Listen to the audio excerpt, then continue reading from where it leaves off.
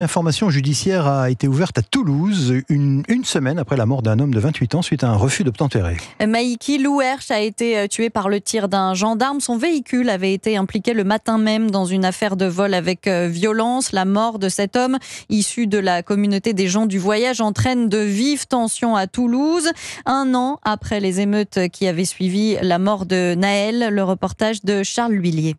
Un entrepôt entièrement brûlé et à une centaine de mètres, 4 camions incendiés. Voici les dégâts depuis une semaine, directement en lien avec le drame, selon le procureur. Ce chef d'entreprise, juste à côté, n'est pas rassuré. 4 camions brûlés là-bas de l'autre côté. C'est impressionnant parce qu'on a peur que ça arrive chez nous. On n'a pas dormi pendant plusieurs nuits parce qu'on a passé une nuit ici. On a préparé des extincteurs. S'il se passe quelque chose, on intervient, on essaye, on va dire. On est dans la crainte. Mais nous, ce qu'on demande, c'est ne pas craindre sur ses biens le soir. Crainte partagée par les forces de l'ordre, prise à partie après une marche blanche avant-hier à Toulouse. Les analogies avec l'affaire Naël posent question, explique Cédric Politovich, délégué unité GP Police en Haute-Garonne, présent à cet hommage. Il y a eu un incident, au départ pas contre les forces de l'ordre, mais vu notre intervention, on a été pris à partie. On a eu beaucoup d'invectives, assassins. En fait, c'était un de leurs slogans, justice pour Malky, voilà. Dans leur volonté, ils voudraient créer un même mouvement contre les forces de l'ordre. Un mouvement qui, depuis une semaine, prend aussi de l'ampleur sur les réseaux sociaux.